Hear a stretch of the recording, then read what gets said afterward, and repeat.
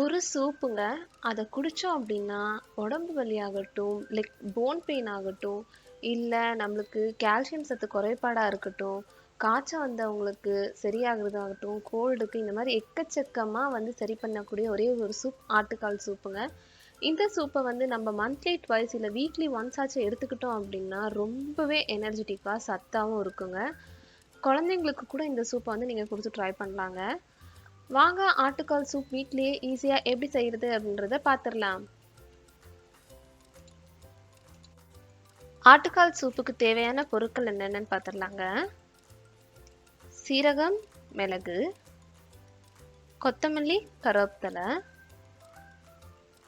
சின்ன வெங்காயம், தக்காளி, ஆட்டுக்கால். நான் இன்னைக்கு ஒரே ஒரு ஆட்டுக்கால் எடுத்திருக்கேங்க.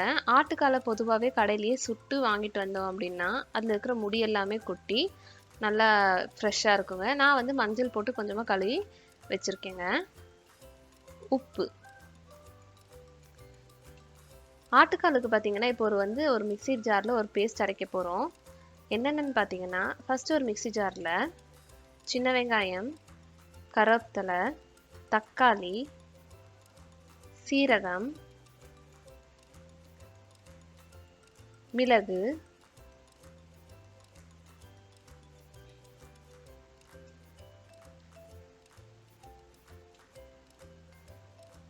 உப்பு போட்டு நல்லா ஒரு பேஸ்ட்டாக அரைச்சி எடுத்துக்கலாங்க.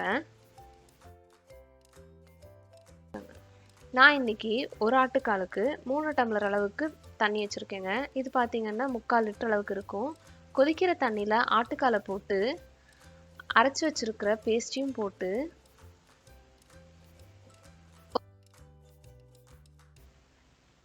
கூடயே கொஞ்சமாக கொத்தமல்லியும் போட்டுக்கலாம். ஒரு 8 விசில் விட்டுறலாங்க.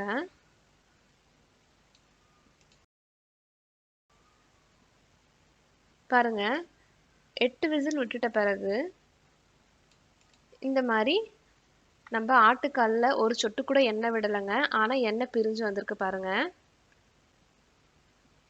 பொதுவாக நம்ம நைட்டு வந்து ஆட்டுக்காலை போட்டுட்டு காலையில் குடிக்கலாம், இல்லை காலையில் போட்டுட்டு ஒரு ஈவினிங் டைமில் குடிக்கலாம். மோஸ்ட்டாக பார்த்தீங்கன்னா ஆட்டுக்கால் ஊற ஊற அதில் இருக்கிற வந்து எண்ணெய் சத்தெல்லாம் ரிலீஸ் ஆகும். அதை நம்ம இன்டேக் எடுத்துக்கிட்டோம் அப்படின்னாவே ரொம்ப ஆரோக்கியமாக இருக்குங்க.